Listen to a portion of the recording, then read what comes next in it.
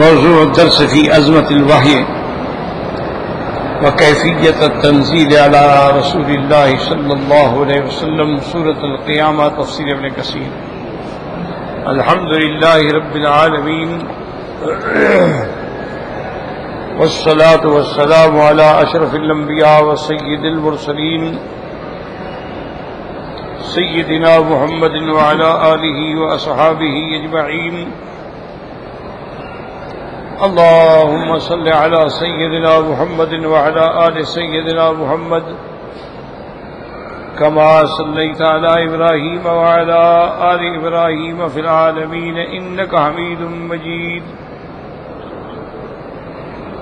أعوذ بالله من الشيطان الرجيم. بسم الله الرحمن الرحيم. لا تحرك به لسانك لتعجل به إن علينا جمعه وقرآنه فإذا قرأناه فاتبع قرآنه ثم إن علينا بيانه كلا بل تحبون العاجلة وتذرون الآخرة وجوه يومئذ ناظرة إلى ربها ناظرة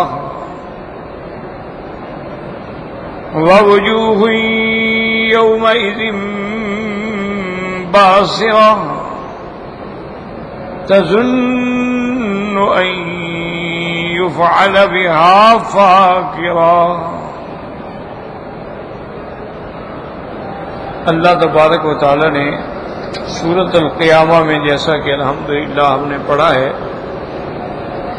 سب سے پہلے تو اللہ نے قسم کھائی قیامت کے دن کی، اور اس کے بعد قسم کھائی اس نفس کی جو ملامت کرنے والا ہے. ان دو قسموں کے بعد پھر اللہ نے رد کیا منکرین مکذبین بعث پہ جو اعتراض کرتے ہیں شبہات کی بنا پر بھی اور شہوات کی بنا پر بھی. کہ یحسب الانسان ان لن نجمع عظامہ، کیا یہ منکر بعض جو ہے گمان کرتا ہے کہ ہم اس کی ہڈیاں جو بوسیدہ ہو جائیں گی ان کو دوبارہ جمع نہیں کر سکتے؟ اللہ نے فرمایا بھلا قادرین، ہم تو قادر ہیں اس بات پہ کہ اس کے پوروں کو بھی برابر کر دیں. اور اس کے بعد اللہ تبارک و تعالی نے ارشاد فرمایا تھا کہ اس انسان کا عالم یہ ہے، بل یرید الانسان، یہ انسان اصل میں چاہتا یہ ہے کہ اپنے فسق و فجور میں ہمیشہ پڑا رہے، آنے والے دور میں بھی یہ اسی طرح پڑا رہے، قیامت کا ذکر ہی نہ آئے تاکہ اس کا عیش خراب نہ ہو. اور بعد میں فرمایا کہ اس کی جسارت یہ ہے کہ پوچھتا ہے علی سبیل الاستہزاء، کہ یسأل ایان یوم القیامہ، پوچھتا ہے کہ وہ قیامت کا دن کب ہوگا. تو یہ سوال جو ہے علم کے لیے نہیں ہوتا، یہ سوال عناد کے لیے، سوال استہزاء کے لیے. جیسے کافر کہتے تھے وَيَقُولُونَ مَتَىٰ هَٰذَا الْوَعْدُ، کہ کب ہے وہ وعدہ قیامت کا، اگر تم سچے ہو تو لے آؤ بتلاؤ کب قیامت ہوگی. اللہ تبارک و تعالیٰ نے اس کے بعد فرمایا اصل بات یہ ہے کہ تعیین قیامت کا علم جو ہے وہ تو اللہ کے سوا کسی کو نہیں ہے. یاد رکھو کہ قیامت کب ہوگی اللہ جانے. ان اللہ عندہ علم الساعہ، البتہ علامات قیامت اشراط قیامت کے بارے میں اللہ نے اپنے پیغمبر کو علم دیا ہے. اور پھر وہ علامات جو ہیں وہ بھی دو قسم کے ہیں، بعض علامات کبریٰ ہیں اور بعض علامات صغریٰ. علامات صغریٰ تو تقریباً پوری ہو چکی ہے، اب باقی قیامت کے آنے میں علامات کبریٰ ہیں. اور ان بڑی علامتوں میں ایک علامت یہ بھی ہے خروج الدابۃ من جبل صفا، صفا پہاڑ سے ایک جانور نکلے گا یتکلم، وہ بات کرے گا. اسی طرح علامات قیامت میں سے ایک یہ بھی ہے کہ یاجوج و ماجوج جو ہیں وہ اپنی اس دیوار میں سوراخ کر کے نکل آئیں گے، اور وہ اتنی کثرت سے ہوں گے کہ جس دریا پہ گزریں گے دریا کا پانی بھی پی جائیں گے، جس کھیت پہ گزریں گے کھیت بھی اجاڑ دیں گے. تو یہ بھی علامات قیامت میں ہے. اسی طرح خروج دجال ہے، یہ بھی علامات کبریٰ میں ہے کہ دجال ظاہر ہوگا، اس کے پاس قوات استدراجیہ ہوں گی جیسے شیطان کے پاس، کہ وہ اگر دریاؤں کو حکم دے گا رک جاؤ رک جائیں گے، حکم دے گا چل پڑو تو چل پڑیں گے، اور زمینوں پہ آگے کھڑا ہوگا کہے گا اخرجی کنائزک، اپنے خزانے جو دفن ہے باہر نکالو، زمین سے خزانے باہر نکل پڑیں گے، اور جو ماننے والے ہوں گے ان کو کہے گا بھی لے لو، سب لے لو، اٹھا لو۔ تو ایسے ایسے وہ شعبدے دکھلائے گا، اور وہ پوری دنیا میں گھومے گا۔ صرف 2 شہر ہیں جن میں دجال داخل نہیں ہو سکے گا، ایک مدینہ منورہ اور ایک مکہ مکرمہ۔ ان کے اندر بھی آنے کی کوشش کرے گا، لیکن علی انقابھا الملائکہ، اس کے بارڈر پہ فرشتوں کا پیرا ہوگا، وہ اس کو مار مار کے بھگا دے گا۔ اسی طرح ایک حدیث مبارک میں آتا ہے کہ لا يدخل الدجال والطاعون، حضور پاک نے فرمایا کہ میرے شہر کی یہ بھی فضیلت ہے کہ اس میں دجال بھی داخل نہیں ہوگا اور طاعون کی بیماری بھی نہیں آئے گی۔ اللہ معاف فرمائے، طاعون ایک بلا ہے، ایک عذاب ہے، ایک بیماری ہے، گلٹی کی شکل میں ظاہر ہوتی ہے اور بندے مرنا شروع ہو جاتے ہیں۔ اللہ کے نبی نے پناہ بھی مانگی ہے کہ اللہم انی اعوذ بک عن البرص والجنون والجذام وعن سیء الاسقام، اور اس کے بارے میں حضور پاک نے یہ بھی ارشاد فرمایا ہے کہ اگر کسی بستی میں طاعون پھیلا ہوا ہے اور آپ باہر ہیں تو اللہ يدخل، اس میں مت داخل ہوں، اور اگر آپ اسی بستی میں ہیں تو اس سے باہر مت نکلیں۔ اس کی وجہ یہ ہے کہ جب باہر نکلیں گے تو بیماری پھیلاتے چلے جائیں گے، اور اگر باہر سے اندر آئیں گے تو بیماری کا شکار ہو جائیں گے۔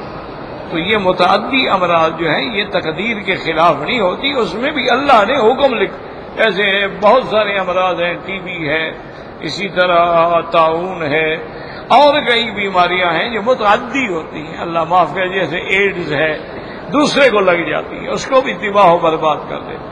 تو اس سے حکم ہے شریعت کا کہ ایسی بیماریوں سے دور رہو۔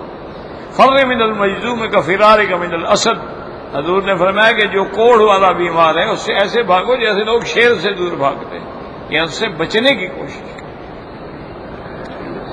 تو بہرحال اسی طرح پھر سب سے بڑی علامت ہے نزول عیسیٰ ابن مریم، حضرت عیسیٰ ابن مریم علیہ السلام آسمانوں سے نازل ہوں گے۔ یاد رکھو وہ پہلے نبی ہو چکے ہیں، اب جب آئیں گے تو وہ متبع ہوں گے شریعت محمد مصطفیٰ صلی اللہ علیہ وعلی آلہ وصحبہ وسلم تسلیما کثیرا، اور حضرت عیسیٰ علیہ السلام ہی دجال کو قتل کریں گے، اور حضرت عیسیٰ علیہ السلام ہی صلیب کی قوت کو ختم کریں گے۔ تو یہ ساری بڑی علامات ہیں، لیکن کب قیامت ہوگی اس کا کسی کو پتہ نہیں۔ اس لیے اللہ تبارک و تعالی نے فرما دیا یسألونک عن الساعہ، لوگ آپ سے قیامت کے بارے میں پوچھتے ہیں، قل انما علمها عند اللہ، کہہ دو کہ اس کا علم اللہ کے پاس ہے، اللہ نے کسی کو دیا ہی نہیں، نہ کسی پیغمبر کو دیا ہے اور نہ کسی ملک کو دیا ہے اور نہ کسی ولی کو دیا ہے۔ تو اب کافر جو پوچھتے تھے ان کا اعتقاد نہیں تھا کہ قیامت ہوگی، وہ تو نعوذ باللہ استہزاء کے طور پر کہ یسأل ایان یوم القیامہ۔ اب اللہ نے علامات میں ایک علامت یہ بھی بتلائی، فَإِذَا بَرِقَ الْبَصَرُ، جب آنکھیں چندیا جائیں، یعنی اس جلدیات اور روشنی اور نظام عالم جو بدل رہا ہوگا تو آنکھیں چندیا جائیں گی، وَخَسَفَ الْقَمَرُ، اور چاند بے نور ہو جائے، وَجُمِعَ الشَّمْسُ وَالْقَمَرُ، جب اللہ چاند اور سورج دونوں کو اکٹھا کر کے یُکَوِّرَانِ وَیُصَوِّرَانِ، حضور پاک نے فرمایا یہ دونوں جو ہے ان کا سورج اور چاند بے نور ہو جائیں گے، پھر ان کو اللہ جہنم میں ڈال دے گا۔ اللہ نے یہ علامات بیان فرمائی، اس کے بعد فرمایا کہ یقول الانسان یومئذ این المفر، جب یہ علامات ظاہر ہوں گی تو اب انسان وہ منکر کہے گا یار کدھر بھاگیں، کہاں جائیں؟ اللہ نے فرمایا کلا لا وزر، کوئی جائے نجات نہیں ہے، اب کہاں بھاگو گے؟ اللہ کہتا اب قیامت قائم ہو چکی، اب نظام عالم ہی بدل گیا، اللہ تبارک و تعالیٰ سارے نظام کو بدل دیں گے، یہ سورج، یہ چاند، یہ زمین، یہ پہاڑ سب ختم ہو جائے گے۔ یوم تبدل الارض غیر الارض والسماوات وبرزوا للہ الواحد القہار۔ اسی طرح قرآن میں آتا ہے یسألونک عن الجبال فقل ینسفها ربی نسفا فَيَذَرُهَا قَاعًا صَفْصَفًا لَا تَرَىٰ فِيهَا عِوَجًا وَلَا أَمْتًا۔ تو اسی طرح قرآن نے فرمایا یوم تمور السماء مورا وتسیر الجبال سیرا، یہ جو پہاڑ آپ کو نظر آتے ہیں ایسے اڑ رہے ہوں گے جیسے اون اڑتی ہے، تو اس کے بعد یہ اب ختم ہو جائیں گے۔ اللہ نے فرمایا اب تمہیں کہاں نجات مل سکتی ہے، کوئی مقام نجات نہیں ہے۔ کلا لا وزر الی ربک یومئذ، اب تو تم نے اپنے رب کے پاس ہی جانا ہے، وہی ٹھکانا ہے اور وہاں تمہارے لیے عذاب تیار ہے۔ اور جب قیامت کا دن آ جائے گا، اللہ کے دربار میں آ جاؤ گے تو ینبأ الانسان یومئذ، اس دن انسان کو خبردار کیا جائے گا بما قدم وما اخر، جو کچھ اس نے آگے بھیجا ہے اور جو کچھ پیچھے چھوڑ کے آیا ہے، سارے اعمال اس کے سامنے آ جائیں گے۔ ہر آدمی کا نام ہے اعمال اس کو دے دیا جائے گا۔ نخرج له یوم القیامت کتابا یلقاہ منشورا، اور اللہ اس کو حکم بھی دیں گے اقرا کتابک کفا بنفسک الیوم حسیبا، پڑھو اپنی کتاب، آج تمہارے لیے تمہارے اعمال نامہ ہی کافی ہے اور کسی گواہی کی ضرورت ہی نہیں ہے۔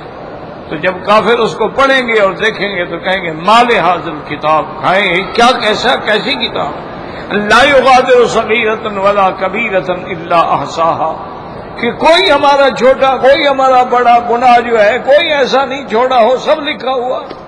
دیکھو نا آج دنیا ہے کیسے کیسے کیمرے بنا ڈالے ہیں، تمہاری ہر حرکت جو ہے اس کے اندر نقل ہو رہی ہے، کیسے کیسے انہوں نے ایجادات کر دی ہیں کہ تمہاری آواز جو ہے وہ محفوظ ہو رہی ہے، کیسے کیسے انہوں نے معاملات اکٹھے کر دیے ہیں کہ ایک چھوٹی سی فلم میں 30 جلد کی کتابیں آ جاتی ہیں، تو اللہ کے آگے کیا مشکل ہے۔ اس لیے حکم ہوگا کہ آج جو ہے تمہیں سب اعمال کی خبر دے دی جائے گی۔ ینبأ الانسان یومئذ بما قدم واخر، اللہ نے فرمایا بل الانسان علی نفسہ بصیرہ، آج تو انسان اپنے نفس پہ خود ہی گواہ ہوگا، کیونکہ اس کے اعضاء بھی گواہی دیں گے۔ الیوم نختم علی افواہہم وتکلمنا ایدیہم وتشہد ارجلہم بما کانوا یکسبون، کہ آج اللہ حکم دیں گے ان کے چہروں، ان کے زبانوں پہ، ان کے منہ پہ مہر لگا دو، اور حکم دیں گے اعضاء کو، تو سب اعضاء بولیں گے اور گواہی دیں گے۔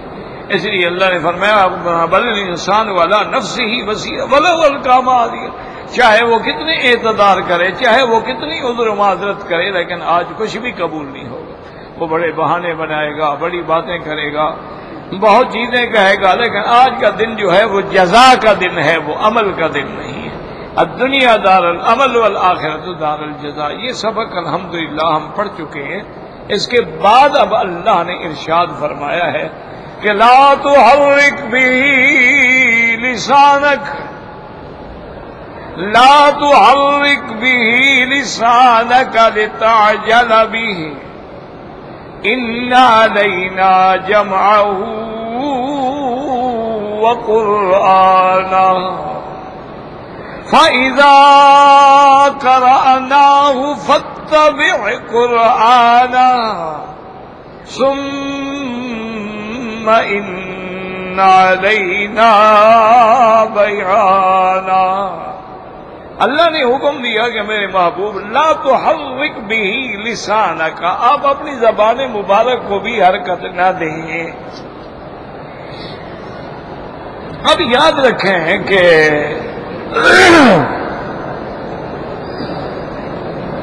وحی کے آنے کے مختلف صورتیں،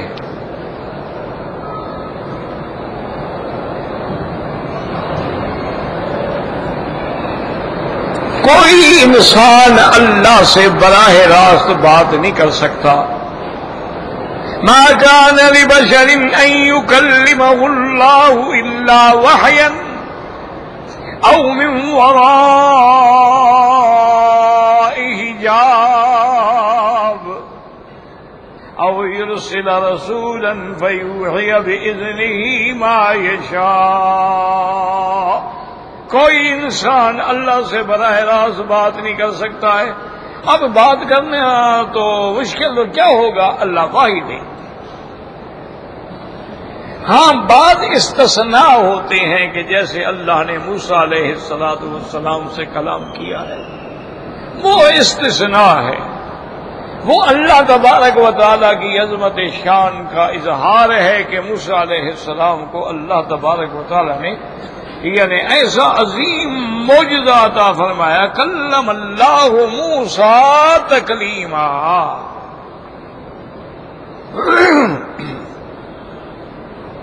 اب ان آیات کو تھوڑا سمجھنے کی کوشش کرو، توجہ کرو گے انشاءاللہ تو سمجھ آ جائے گی۔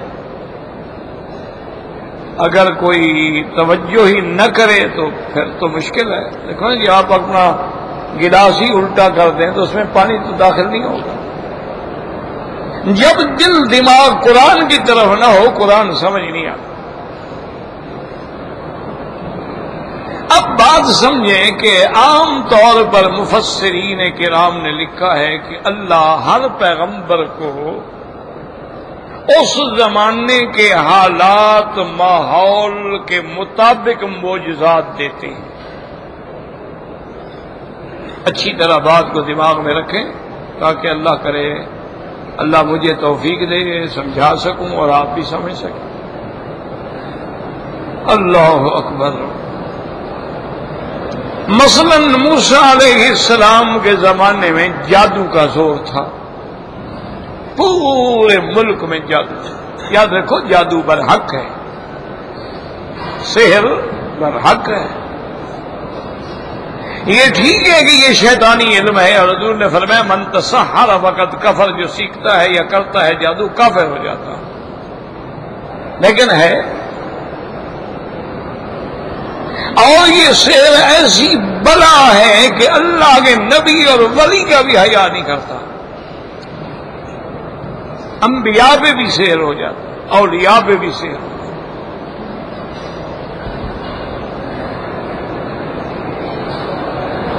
لیکن اس میں کوئی شک نہیں کہ یہ شیطانی علم ہے، اور زیادہ تر ساحرین جو ہیں ان کا کام ہی یہ ہوتا ہے کہ یفرقون بین المرء وزوجہ، میاں بیوی کو لڑاتے ہیں، کیونکہ اس پہ شیطان بڑا خوش ہوتا ہے کہ جب میاں بیوی میں جھگڑا ہوگا تو دونوں گناہ کا دروازہ کھولیں گے نا، پھر بات بڑھتی جائے گی، پھر لڑائی ہوگی، پھر قتل ہوں گے، پھر فساد ہوں گے۔ اسی طرح سحر سے آدمی کو یعنی مربوط بھی کر دیتے ہیں کہ آدمی باندھ دیا جاتا ہے، اب وہ کچھ کر نہیں سکتا۔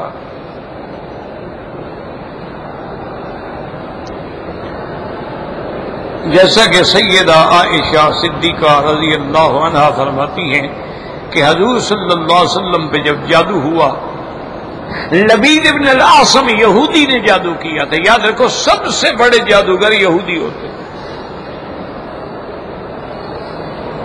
اور یہودیوں کے بعد پھر روافض ہوتے ہیں شیعہ، کیونکہ ان کا بانی بھی تو یہودی ہے نا، عبداللہ ابن سبا، تو وہ تو دے جائے گا نا اپنا علم۔ اور ان کے علاوہ بھی بعض علاقے ایسے ہیں جیسے ہمارا بنگلہ دیش ہے، اس میں اللہ معاف کرے یہ بنگالی حضرات جو ہیں یہ بھی اس لعنت میں مبتلا، اس لیے محاورہ بن گیا بھائی بنگال کا جادو، یہ بھی اس عذاب میں مبتلا ہے۔ ویسے انجام ان کا بھی پھر وہی ہوتا ہے، یاد رکھو جادوگروں کا انجام بھی پھر وہی ہوتا ہے، چاہ کندہ راہ چاہ تر پیش، جو دوسرے کے لیے گڑھا کھودتا ہے اس میں خود بھی گرتا ہے۔ تو بہرحال بی بی عائشہ فرماتی ہے کہ حضور پہ جب جادو ہو گیا تو اب حضور کو نہ تو بھوک لگتی تھی نہ پیاس لگتی تھی، کھانا کچھ رکھ دیا تھوڑا سا لے لیا، نہیں رکھا تو کبھی نہیں کہا کہ مجھے کھانا لاؤ۔ اور اسی طرح آپ کی جو رغبت تھی نا اپنی بیویوں کے ساتھ وہ بھی ختم ہو گئی۔ یہ سب سے بڑا حملہ ساحر جو ہے نا اسی بات پہ کرتا ہے کہ آدمی اپنی عورت کے قابل نہیں رہتا،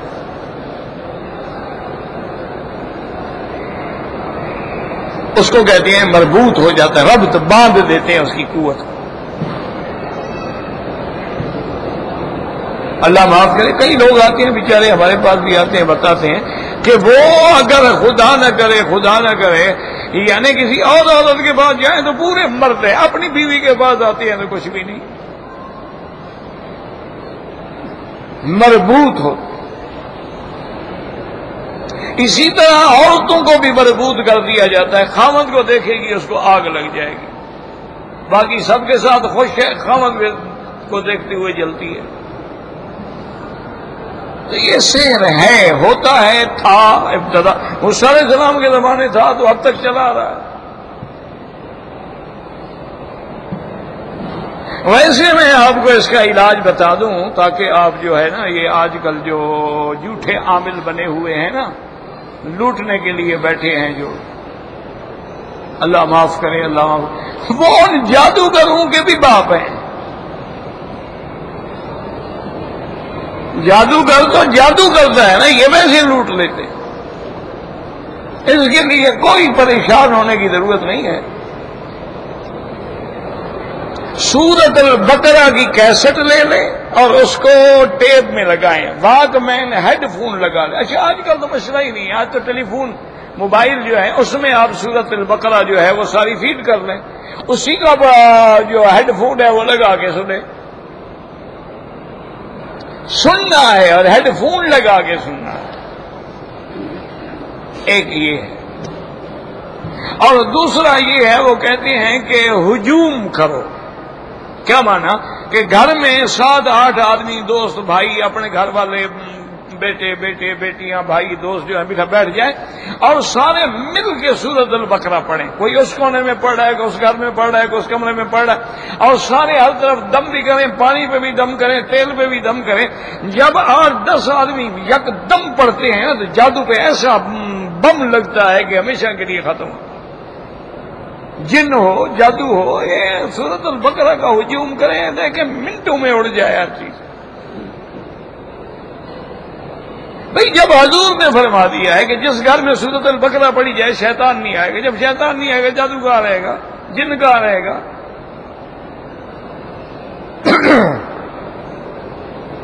اور اسی طرح گھر میں کم از کم ہفتے میں ایک دفعہ سارے گھر والے سورۃ البقرہ پڑھ کے دم کر دیا کریں، انشاءاللہ نہ جن آئے گا نہ جادو آئے گا۔ اور اس کے بعد علماء نے یہ بھی لکھا ہے کہ سورۃ البقرہ پڑھنے کے بعد یہ بھی دعا کریں کہ اللہم اجعل کیدہ فی نہرہ، یا اللہ جس ظالم نے ہم پہ جادو کیا ہے نا، اس کے اندر اس کی گردن ڈال اور اس کو توڑ دے،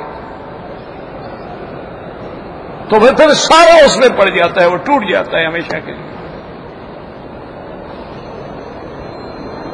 حضور صلی اللہ علیہ وسلم پہ جو جادو ہوا تو پھر اللہ نے فرشتے بھیجے، وہ تو شان والے پیغمبر تھے، لیکن کچھ عرصہ رہنے دیا، اللہ چاہتے تو جادو ہوتا بھی نہ، لیکن دکھلانا تھا کہ جادو نبی پر بھی ہو سکتا ہے، ورنہ جادو کی کیا طاقت تھی؟ لیکن اللہ اپنی بندوں کے لیے اور حضور کی امت کے لیے ہر عمل نمونہ ہے نا، کہ نبی پہ جادو ہو سکتا ہے تو پھر مولوی پہ بھی ہو سکتا ہے، پیر پہ بھی ہو سکتا ہے، ولی پہ بھی ہو سکتا ہے۔ دیکھو جادو والوں نے جادو کیسے کیا تھا، اللہ نے فرشتوں کے ذریعے خبر دی کہ فلاں مقام پہ ایک کنواں ہے، وہاں کھجوروں کے ٹنڈ منڈ درخت ہیں، اس کنویں کے نیچے جو لکڑی رکھی جاتی ہے اس لکڑی کے نیچے وہ جادو چھپایا گیا ہے، جا کے نکالیں۔ دیکھیں جادوگر کتنی محنت کرتے ہیں۔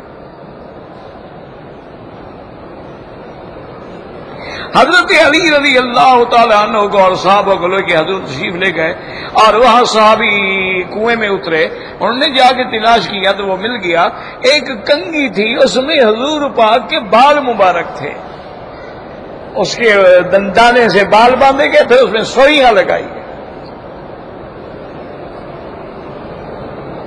یہ بڑے ظالم لوگ ہوتے ہیں، اللہ ان کے فتنے سے محفوظ رکھے، اللہ ان کے شر سے بچائے، اللہ تعالیٰ ان کے مکر سے، ان کے قید سے بچائے۔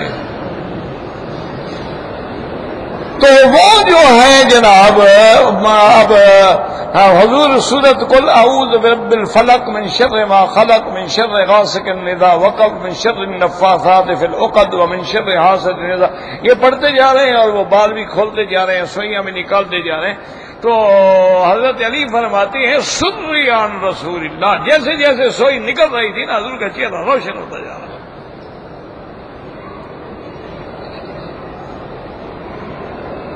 حضور نے فرمایا اس کو پھر کنویں میں پھینک دو، اور یہ بھی حضور نے فرمایا کہ اس کا پانی ایسے تھا جیسے مہندی کا پانی ہوتا ہے، اور فرمایا کھجوریں ایسی تھیں جیسے کانہم رؤوس الشیاطین، جیسے شیطانوں کے سر ہوں، ایسی گندی کری قسم کی۔ بی بی عائشہ نے کہا بھی کہ یا رسول اللہ آپ لے آتے، آپ نے فرمایا آپ لے آتے، کیا ضرورت تھی؟ اللہ نے علاج کر دیا، فتنہ ختم ہو جائے، میں لے آتا بات بڑھ جاتی، کیونکہ وہ تو راز کھل گیا تھا نا کہ کرنے والا لبید بن الاسم تھا۔ پہلے اس کی بیٹیوں نے کیا، پھر لبید نے خود کیا۔ تو اب بات سمجھیں، موسیٰ علیہ السلام کے زمانے میں سحر جو تھا یعنی اتنا عام تھا کہ جادوگروں کو بڑا بزرگ سمجھا جاتا تھا۔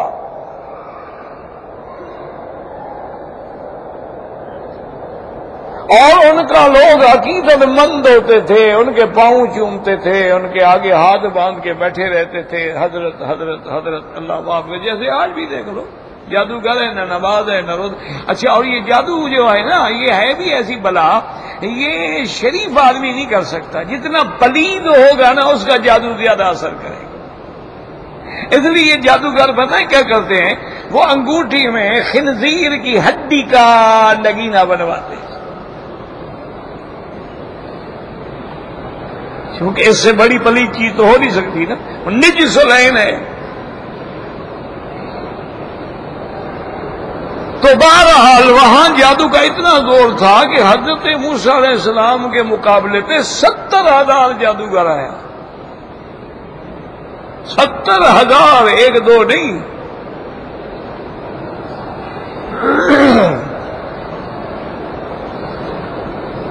اب یہ الگ بات ہے کہ اللہ تعالیٰ نے حضرت موسیٰ علیہ السلام کو بھی کیسا معجزہ دیا کہ جب اللہ نے حکم دیا کہ القا عصاہ، آپ پھینکیں اپنا عصا، فَإِذَا هِيَ تَلْقَفُ مَا يَأْفِكُونَ، عصے کی پھینکنے کی دیر تھی کہ وہ جو انہوں نے رسی کے سام بنائے تھے وہ تو سارے نکل کے کھا گیا۔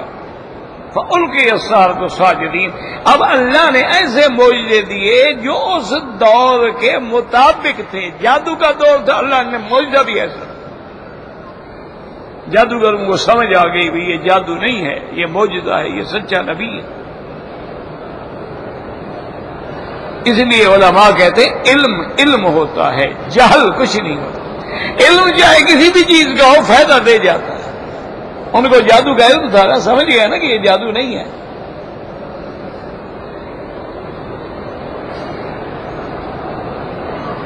عیسیٰ علیہ السلام کو اللہ نے کیا معجزے دیے کہ آپ اندھے پہ ہاتھ رکھتے آنکھوں پہ وہ ٹھیک ہو جاتا، مادرزاد اندھا، کوئی حکیم کوئی ڈاکٹر ٹھیک نہیں کر سکتا، آپ ہاتھ پھیرتے ٹھیک ہو جاتا۔ کوڑ اور برس کے بیمار ہاتھ پھیرتے وہ ٹھیک ہو جاتا۔ اس دور میں چونکہ طب کا زمانہ تھا، حکمت کا دور تھا، اللہ نے معجزے بھی وہ دیے۔ جیسے میرے مدنی کے زمانے میں فصاحت و بلاغت و ادب کا زور تھا، تو اللہ نے معجزہ بھی قرآن دیا کہ جس کے سامنے سب کی گردنیں جھک گئی۔ اب جو بات میں نے کرنی تھی نا وہ اس پہ غور کرو کہ بھی اگر معجزے اس لیے دیے جاتے ہیں اس حالات کے مطابق، تو یہ کلام کا معجزہ کیوں دیا؟ یہ ہے سمجھنے والی اصل بات جو مشکل ہے اس میں۔ بھائی آپ کو جادو عصا دیا گیا، ٹھیک ہے، جادو کا مقابلہ ہو گیا، ید بیضا دیا گیا، جادو کا مقابلہ ہو گیا، لیکن کلم اللہ موسیٰ تکلیما، انی انا ربک فاخلع علیک، اللہ نے براہ راست کلام کیا۔ موسیٰ علیہ السلام انک بالوادی المقدس طویٰ، تم بڑی مقدس وادی کے اندر ہو، جوتے اتار دو۔ ہم تو جناب مسجد میں بھی پہنتے ہیں نا، یہ شاید مقدس نہیں ہوگی۔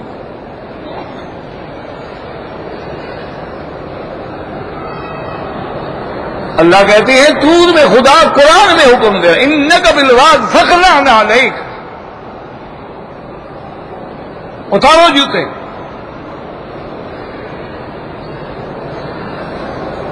میرے عزیز، جو حدیث میں آتا ہے نا کہ حضور پاک نے جوتے میں نماز پڑھی، حالات کو دیکھا کرو۔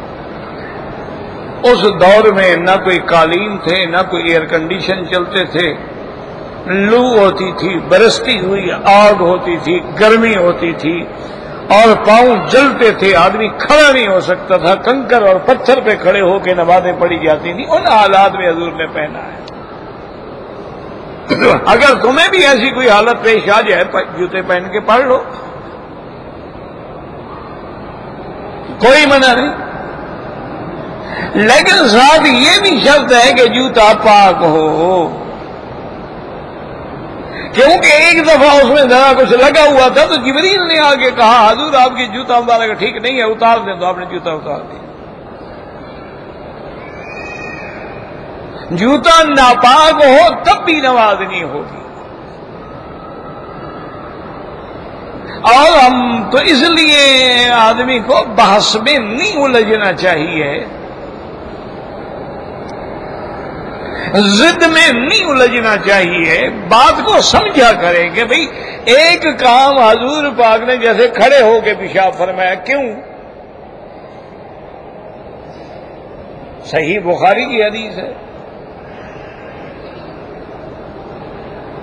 وجہ یہ تھی کہ صبح کا قوم، وہ جگہ تھی جہاں گندگی ڈالی جاتی تھی، گندگی کا ڈھیر تھا، حضور اب بیٹھنے کی جگہ نہیں تھی، مجبور تھے، تو اس سے مسئلہ نکلا کہ اگر کوئی جگہ ہے جیسے یورپ میں، امریکہ میں، بعض اوقات جاؤ تو وہاں بیٹھ کے پیشاب کرنے کی جگہ ہی نہیں ہوتی، وہ دیوار میں بنے ہوتے ہیں کبورڈ، اس میں کھڑے ہو کے پیشاب کرنا پڑتا ہے۔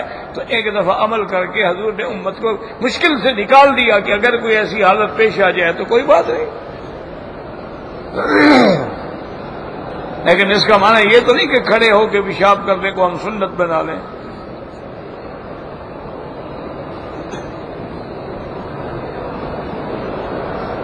مسئلے کو سمجھا کرو، جو حدیث میں ہے، جو سرکار دو جہاں کے فرمان میں ہے، آپ کے افعال میں ہے، آپ کے اقوال میں ہے، بلکہ آپ کے سامنے کسی دوسرے نے کیا اور حضور نے منع نہیں فرمایا۔ جیسے غلاف کعبہ ہے تو حضور پاک نے غلاف نہیں چڑھایا، لیکن پہلے سے چڑھا رہا تھا، حضور نے انکار نہیں فرمایا، ورنہ آپ منع فرما دیتے کہ آئندہ نہ چڑھایا جائے۔ اس لیے سمجھا کرو، ہمیں کوئی اعتراض نہیں ہے کہ جوتا پہن کے نماز نہ پڑھو، لیکن بعض آدمی جوش میں آ جاتے ہیں، وہ جوتے پہن کے نیچے قالینیں ہیں، سنگ مرمر ہے، سب کو خراب کرتے جا رہے ہیں۔ سنت پہ عمل کرنا، انا للہ و انا الیہ۔ ایک دفعہ میرے پاس بھی ایسا بندہ آیا، یہ نوجوان جذباتی ہوتے ہیں، اللہ ہدایت دیں، کہتا ہے جی کہ یہ حدیث مولوی صاحب ٹھیک ہے نا کہ اگر سنت مردہ ہو جائے اور سنت پہ کوئی عمل نہ کر رہا ہو، اگر اس کو زندہ کیا جائے تو 100 شہید کا ثواب ملتا ہے، یہ حدیث ہے؟ میں نے کہا بالکل ہے۔ کہتا ہے آج میں نے اس پہ عمل کیا ہے۔ میں نے کہا جی وہ کیسے؟ کہتے حضور نے کھڑے ہو کے پیشاب کیا تھا نا تو عورتیں نہیں کرتی، میں نے بیوی سے کہا کھڑے ہو کے پیشاب کر، سنت زندہ کر رہا ہے۔ وہ کہا بدبخت میں عورت ہوں، کیسے کھڑے ہو کے پیشاب کروں؟ کہ نہیں وہ میں نے عمل کرنا ہے، بخاری شریف میں پڑھا ہے۔ دعا کرو اللہ ہدایت، اللہ ہمیں قرآن و حدیث کا غلام بنائے، قرآن حدیث پڑھنے کی بھی توفیق دے، سمجھنے کی بھی توفیق دے، عمل کی بھی توفیق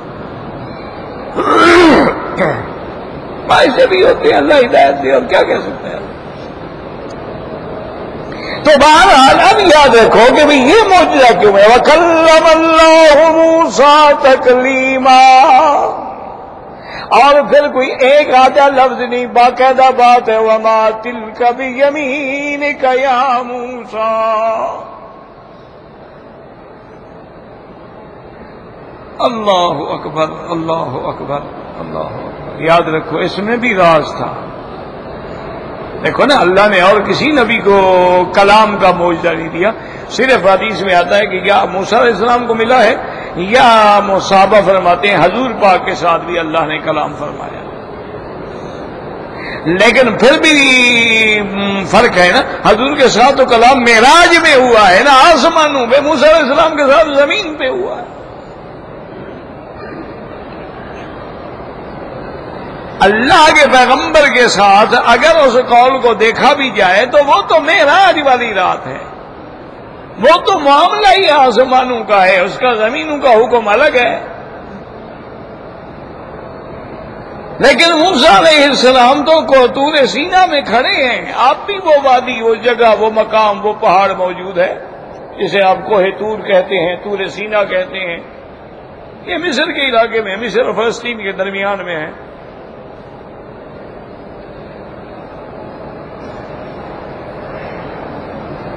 تو یاد رکھو، سمجھو، موسیٰ علیہ السلام کو اللہ کس کے پاس بھیج رہے تھے؟ اذهب الى فرعون انه طغى.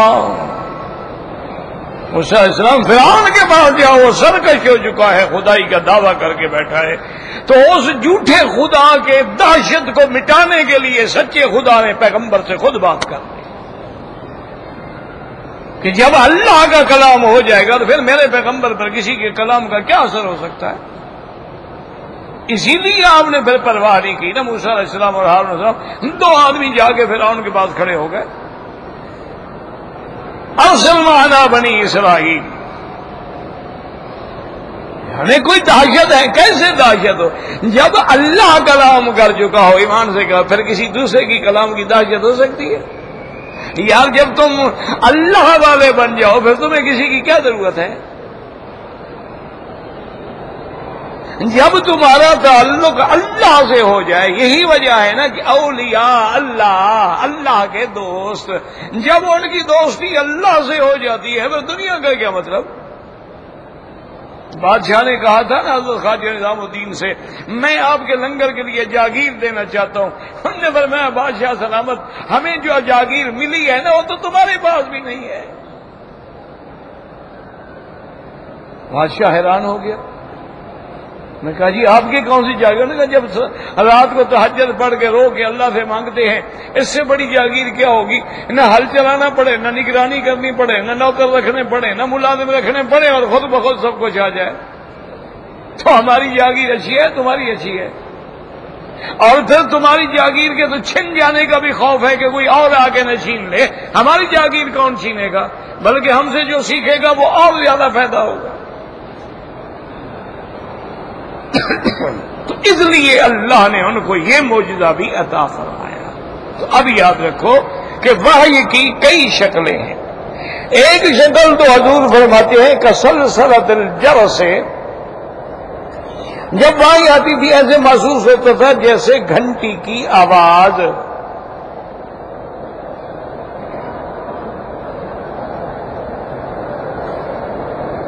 گھنٹی کی آواز کوئی اچھی چیز تو نہیں ہے، کیسے اس سے تشبیہ دی گئی؟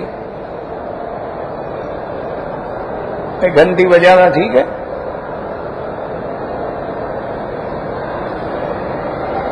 بلکہ بجنے والی چیز جو ہے وہ تو عورت کے لیے بھی پہننا منع ہے کہ پاؤں میں ایسا پازیب نہ پہنے جو چھن چھن چھن چھن چھن چھن کرتا ہو چلتے ہوئے. بچے کے گلوں میں بھی ایسی چیز نہ ڈالیں جو آواز دیتی ہو. تو وہاں تشبیہ آ رہی ہے. تو یاد رکھیں کہ تشبیہ جو ہے من جمیع الوجوہ نہیں ہوتی، من جزء واحد ہوتی ہے. جیسے زید کل اسد، زید شیر کی طرح ہے. اب شیر کا معنی یہ تھوڑا ہے کہ یہ جانور ہے، مانا جاتے شیر بہادر ہوتا ہے، یہ بھی بہادر ہے. تو صرف شجاعت میں تشبیہ ہے. یہاں بھی اس کے تسلسل میں تشبیہ ہے کہ جیسی اس کی آواز مسلسل ہوتی ہے نا، ایسے وحی کی آواز بھی مسلسل آ رہی ہے.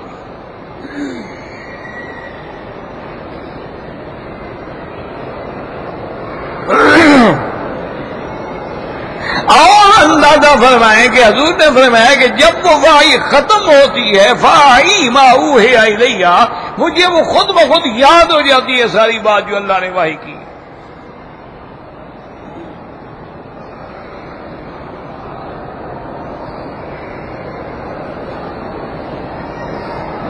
ہم لوگوں نے قرآن پڑھا، نہ اس کی قدر کی، حدیث پڑھی نہ اس کی قدر کی. دشمن نے قرآن پڑھا لیکن اس کو سمجھنے کی کوشش کی. اس نے اس سے وہ مشین ایجاد کر لی کہ جو ٹک ٹک ٹک ٹک ٹک ٹک کر کے ٹیلی گرام جا رہی ہے. خوش سمجھ جاتے ہیں وہاں ٹک ٹک کی آواز ہی ہوتی ہے، اور کیا ہوتا ہے؟ نہیں، اب ٹیلی گرام جو جاتی ہے تو پہلے یہی ہوتا تھا نا کہ ہاتھ مار رہے ہیں، اس کی آواز پیدا اور ٹیلی گرام پہنچ گئی.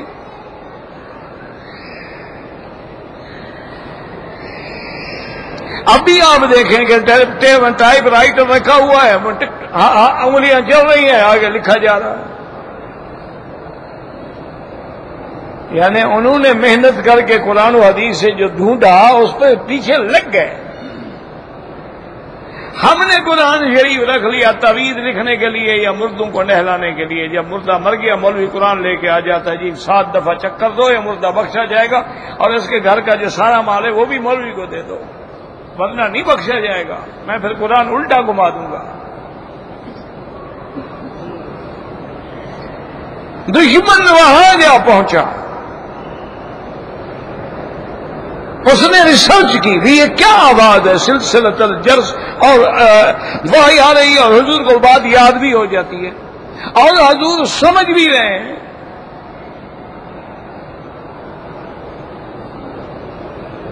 اور دوسرا حضور نے فرمایا یہ ہوتا ہے کہ کبھی کبھی فرشتہ آ کے مجھے اللہ کے حکم سے القاء کرتا ہے، میرے دل کے اوپر وہ وحی ڈال دی جاتی ہے اور پھر وہ ختم ہوتی ہے تو مجھے یاد ہو جاتا ہے. جیسے نزل بہ الروح الامین علی قلبک لتکون من المنذرین.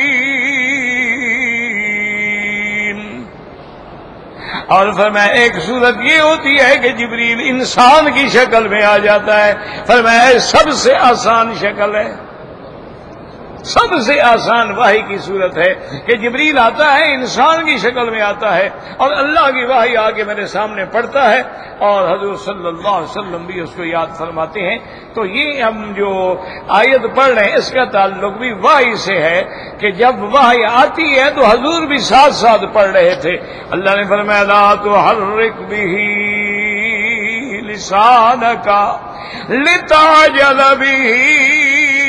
میرا مدنی جب جبریل پڑھے تو تم آہستہ آہستہ نہ پڑھا کرو، زبان بھی نہ ہلایا کرو، مشقت بھی نہ کیا کرو. قرآن کا تو شان یہ ہے کہ چپ کر کے سنتے رہو. آپ اس لیے جلدی کرتے ہیں پڑھنے کی کہ شاید کوئی حرف رہ نہ جائے. میرا مدنی جب پڑھانے والا خدا ہو اور پڑھنے والا مصطفیٰ ہو تو پھر کیسے بھول سکتا ہے. سنقرئک فلا تنسیٰ، ہم تو آپ کو ایسا پڑھا دیں گے کہ پھر آپ کبھی بھولیں گے بھی نہیں. اس لیے فرمایا لا تحرک بہ لسانک، لسان زبان، یعنی حضور حرکت دے رہے ہیں، آہستہ آہستہ پڑھ رہے ہیں، زور سے تو نہیں پڑھ رہے ہیں، آواز تو نہیں نکال رہے ہیں، آہستہ خفیہ پڑھ رہے ہیں. اللہ نے فرمایا نانا جب قرآن پڑھا جائے تو زبان بھی نہ ہلاؤ، آہستہ بھی نہ پڑھو. لا تحرک بہ لسانک لتعجل بہ ان علینا جمعہ وقرآنا. میرا مدنی یہ ہمارے ذمے ہے. علینا واجب اللہ پہ کچھ نہیں، لیکن اللہ اپنے وعدے سے اپنی رحمت سے کوئی چیز اپنے ذمے لگا لیں. اس لیے فرمایا ان علینا جمعہ، ہمارے ذمے ہے کہ اس قرآن کو جمع کر دیں، پھر آپ کو پڑھا دیں، آپ کوئی فکر نہ کریں. لا تحرک بہ لسانک لتعجل بہ ان علینا جمعہ وقرآنا. یاد رکھو لا یجب علی اللہ، اللہ پہ کچھ بھی واجب نہیں. ہاں اگر ان اللہ اوجب علی نفسہ برحمتہ، ہاں اگر اللہ اپنے نفس پہ خود کوئی چیز واجب فرمائے ان کی مرضی ہے. تو اللہ تبارک تعالیٰ نے اس میں وحی کا ذکر کیا ہے. زندگی باقی انشاءاللہ تو بات باقی.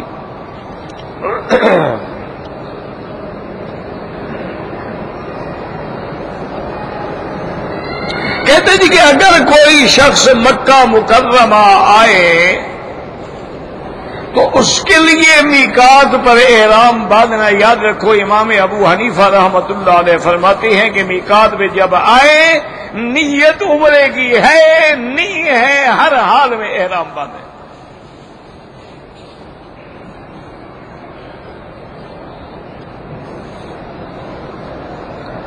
اور اس کی وجہ کیا ہے وہ فرماتے ہیں کہ حضور نے فرمایا کہ میقات سے بغیر احرام کے تجاوز نہ کرو. اور دوسری ان کی دلیل یہ ہے کہ خود سرکار مدینہ نے کبھی ایسا نہیں کیا کہ میقات پہ آئے ہوں اور احرام نہ باندھا ہو. صرف ایک دفعہ جب فتح مکہ کے موقع پہ حضور آئے ہیں، مکے میں جب فتح ہوئی ہے، اس وقت حضور لباس پہن کے آئے ہیں، احرام نہیں تھا، لیکن آپ نے وضاحت کر دی کہ لم تحل لأحد قبلی ولا لأحد بعدی. اللہ کا حرم جو ہے کسی کے لیے حلال نہیں ہوتا، نہ مجھ سے پہلے نہ بعد میں. اللہ نے کچھ دیر کے لیے مجھ میں اجازت دی ہے. تو اس لیے امام ابو حنیفہ رحمت اللہ علیہ، یاد رکھو، غصہ نہ کیا کرو، نہ ایک دوسرے سے بغض رکھا کرو، تمام ائمہ برحق ہیں. لیکن مثلا ہمارے گھر کے قریب ایک کنواں ہے، ہم اس سے پانی پیتے بھی ہیں، وضو بھی کرتے ہیں، بھرتے بھی ہیں، سب کچھ کرتے ہیں. اب یہ ضروری تو نہیں ہے کہ ہر نماز کے لیے ایک نیا کنواں تلاش کریں. جب ایک میں سب کچھ مل رہا ہے تو پھر کسی اور کی طرف جانے کی ضرورت کیا ہے؟ تو امام صاحب سب سے پہلے فقہ کی تدوین کرنے والا پہلا شخص ہے جس نے دین حنیف کی تدوین کی ہے. اسی وجہ سے آپ کی وصفی صفت ہے ابو حنیفہ. آپ کی کوئی لڑکی نہیں تھی حنیفہ، یہ صفت وصفی ہے، کیونکہ دین حنیف ہے اور دین حنیف کی تدوین کرنے والا پہلا مدون وہ ہے، باقی سب نے بعد میں کی. تو اس لیے امام صاحب اس مسئلے میں بے حد سخت کیا ہے، ان کے اپنے دلائل ہیں. ہاں البتہ بعض ائمہ کرام فرماتے ہیں کہ اگر اس کی نیت کاروبار ہے یا کسی دوست کو ملنا ہے، احرام نہ باندھے، تو وہ بھی یہ کہتے ہیں کہ اس پہ دم نہیں پڑے گی. یہ نہیں کہتے کہ نہ باندھے، وہ بھی کہتے ہیں باندھے. لیکن اگر نہ باندھا، وہ کہتے ہیں کہ ممن اراد الحج والعمرہ، ایک حدیث میں آتا ہے احرام اس کے لیے ہے جو حج کے لیے آ رہا ہے یا عمرے کے لیے آ رہا ہے. اس لیے اس حدیث سے وہ اجازت دیتے ہیں کہ بھئی اگر اس نے عمرہ نہیں کیا دم نہیں پڑے گی. وہ یہ نہیں کہتے کہ ایسا کرو، بلکہ اگر آپ تتبع کریں اور تلاش کریں، ائمہ اربعہ میں سے کسی جگہ ملتا ہے کہ ان اماموں میں سے کسی امام نے میقات پہ آ کے عمرہ نہ کیا ہو. اور پھر امام صاحب فرماتی ہیں کہ بھئی کچھ چوکیاں لگا دی جاتی، تو اگر وہ ہمارے ارادے پر منحصر ہے تو پھر میقات بنانے کی ضرورت کیا تھی؟ تو ہماری مرضی ہے احرام باندھیں یا نہ باندھیں. اس لیے افضل یہی ہے، اولا یہی ہے کہ کوئی آدمی میقات سے بغیر احرام کے نہ آئے. آ جاؤ عمرہ کرو، پھر کاروبار بھی کرتے رہو.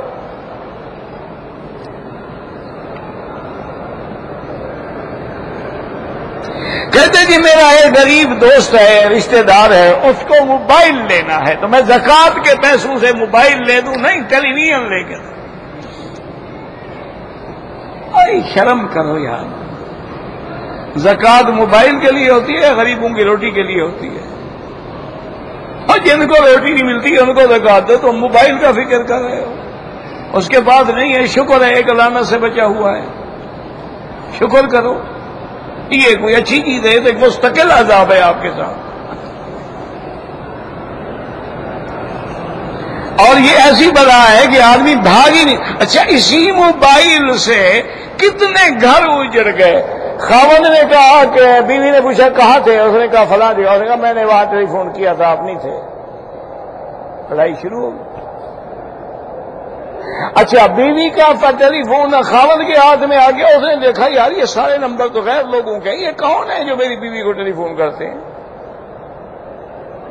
بیوی نے خاوند کا ٹیلی فون اٹھا لیا، اس میں ساری عورتوں کی کالیں ہیں، میسج آئے ہوئے ہیں، دل کی شکل بنی ہوئی ہے، بڑے بڑے عجیب انداز ہیں، آئی لو یو کے جو کہتا وہاں سب کو لکھا. انہوں نے کہا اچھا یہی میسج آتے ہیں تمہارے پاس، مجھے طلاق دو، السلام علیکم، میں جا رہی ہوں.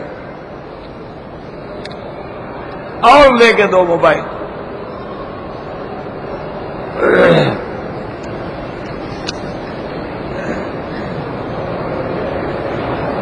ایک آدمی کی بیوی موجود ہے، اس نے دوسری شادی کر دی ہے اس کی بھتیجی سے، کوئی بات نہیں.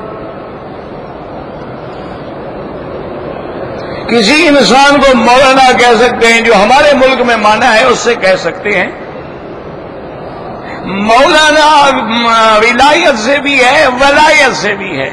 مولا کا معنی خدا بھی ہے، اور مولا کا معنی سردار بھی ہے، اور مولا کا معنی غلام بھی ہے۔ مولا القوم منہم، حضور نے فرمایا انا مولا لمن لا مولا لہ۔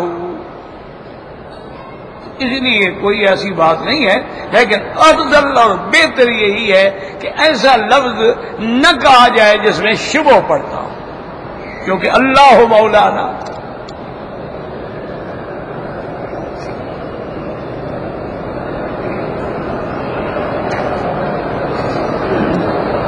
میں جدے سے مکہ آنے سے پہلے گھر پر 2 رکعت نماز پڑھ کے اللہ تعالیٰ سے دعا کی کہ میرے کو بغیر مشکل میں ڈالے مسجد حرام پہنچا دے، 10 رکعت شکرانہ پڑھوں گا۔ بالکل ٹھیک ہے، کوئی بات نہیں، اچھی بات ہے۔ جتنا شکر کرو گے اللہ اور نعمتیں دے گا۔ لئن شکرتم لازیدنکم۔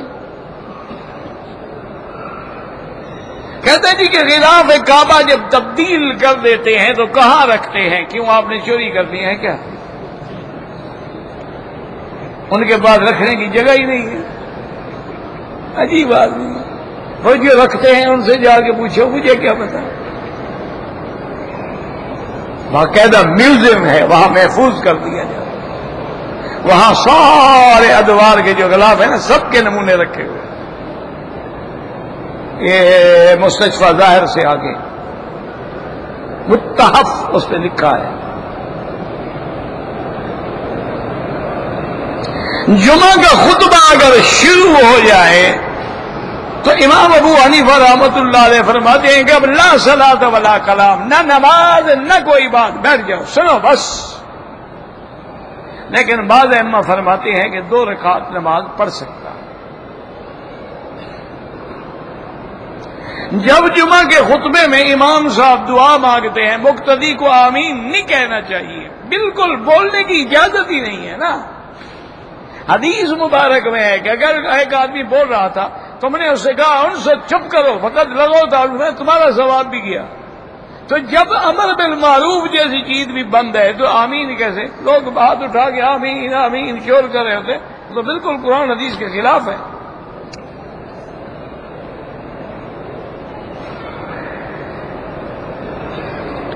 انجانے میں اگر شیعہ امام کے پیچھے نماز نہیں ہوتی، اس کی وجہ یہ ہے کہ ان میں اکثر تو قرآن کے منکر ہیں، قرآن کے منکر نہ ہوں تو صدیق کے منکر ہیں، سیدہ عائشہ کی عصمت کے منکر ہیں، پھر قرآن کو وہ حق ہی نہیں مانتے تو اس کے پیچھے نماز کا کیا مطلب؟ میلاد النبی منانا بدعت ہے۔ اگر یہ سنت ہوتی تو سب سے پہلے ابو بکر مناتے، سب سے پہلے عمر عثمان علی حسن حسین مناتے۔ اللہ ہر جگہ معیت علم کے ساتھ،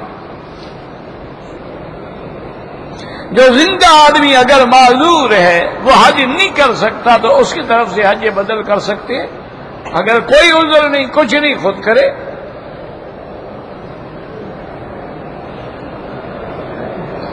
حضور جو صبح کو دعا مانگتے تھے کہ اللہم انت الحق ووعدک حق وقولک حق ولقاؤک حق والجنت حق والنار حق والنبیون حق ومحمد حق، اس کا معنی یہ نہیں کہ خدا ہے، معنی سچ ہے۔ جیسے جنت جہنم حق ہے، میرا مدنی محمد بھی سچا نبی ہے، یہ معنی ہے۔ یہ معنی نہیں حق معنی خدا ہے، پھر جنت بھی خدا ہے، جہنم بھی خدا ہے۔ انت الحق ووعدک الحق وقولک حق ولقاؤک حق والجنت حق والنار حق، پھر وہاں کیا معنی کرو گے؟ ڈھونڈتے رہتے ہیں بیچارے اعتراض کرنے کے لیے۔ نہ قرآن ہے نہ حدیث ہے تو ان کے پاس شبہات ہی نا جی، باطل اباطیل ہیں، اقاویل ہیں، شبہات ہیں، توہمات ہیں۔ نہ قرآن نہ حدیث نہ آثار نہ صحابہ نہ اجماع نہ قیاس۔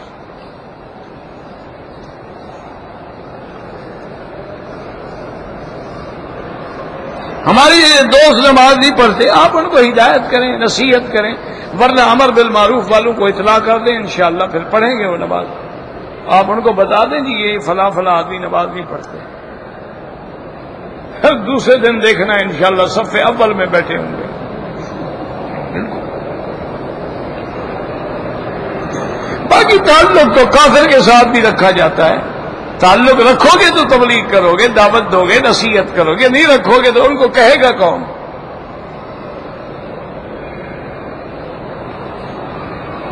عمرہ کریں وہ کریں، اللہ جانے، اللہ کے ہاتھ میں قبول کرنا. آج کل ہمارے عدالتوں میں لڑکے لڑکیاں پسند کی شادی کرتے ہیں، ہم تو اس کے خلاف ہیں بھئی. یہ کوئی لو میرج، کورٹ میرج جب تک اولیاء کی منظوری نہ ہو نہ کیا جائے. قبروں پہ گنبد بنانا یا قبروں کو غسل دینا بالکل حرام ہے.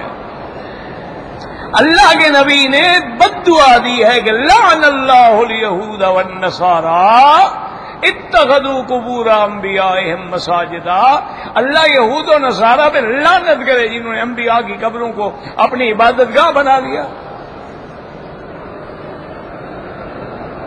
اگر نماز جمعہ میں وضو ٹوٹ جائے نکل جاؤ، جا کے وضو کرو، پھر پڑھو نماز، پھر آگے ظہر پڑھو اگر نہیں ملا امام.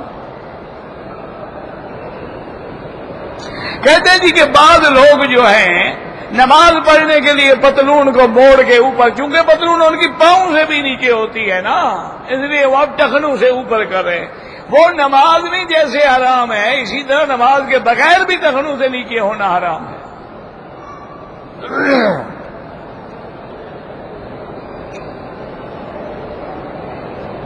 ایک آدمی نے ٹیلی فون موبائل پر اپنی بیوی کو طلاق دی، اب بالکل ہو گئی.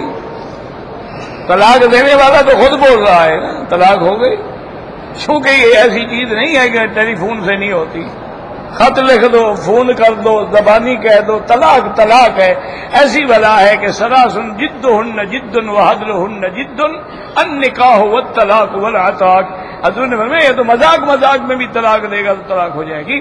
یہ تین چیزیں ہیں جن کی حقیقت بھی حقیقت ہے اور مذاق بھی حقیقت ہے. سلاسن جدہن جد وحدلہن جد النکاح والطلاق والعتاق.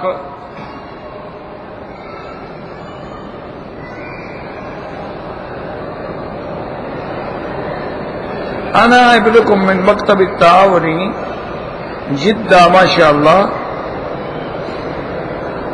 محاضرہ الجالیات. هذا لازم اتصال الى رئاسة الحرم، اما بدون اذنهم انا ما اذهب ولا القي المحاضرة. والله اعلم. ربنا تقبل منا انك انت السميع العليم، تب علينا انك انت التواب الرحيم. اللهم اشفنا واشف مرضانا ومرضى المسلمين. اللهم اصلح احوالنا واحوال المسلمين. اللهم اصلح اولادنا واولاد المسلمين. اللهم اصلح شبابنا وشباب المسلمين. اللهم اصلح بناتنا وبنات المسلمين. اللهم اصلح احوالنا واحوال المسلمين. اللهم اصلح ذرياتنا وذريات المسلمين. اللهم اصلح لنا شؤوننا كلها فلا تكلنا الى انفسنا طرفة عين. ربنا آتنا في الدنيا حسنة وفي الآخرة حسنة فقنا عذاب النار. اللهم إنا نعوذ بك عن جهد البلاء ودرك الشقاء وسوء القضاء وشماتة الأعداء. اللهم وفقنا لما تحب وترضى. اللهم اصرف عنا وعن أهلنا وأولادنا وأخواننا وللمسلمين كيد الكائدين وحقد الحاقدين وحسد الحاسدين وسحر الساحرين ومكر الماكرين وظلم الظالمين. يا قوي يا عزيز يا قوي يا عزيز. اللهم إنا نسألك من الخير كله عاجله وعاجله ما علمنا منه ما لم نعلم. اللهم إنا نعوذ من الشر كله عاجله وعاجله ما علمنا منه وما لم نعلم. صلى الله تعالى على خير خلقه سيدنا محمد وعلى آله وصحبه أجمعين. اللهم صل على سيدنا محمد وعلى آل سيدنا محمد. بہت دے دو کافی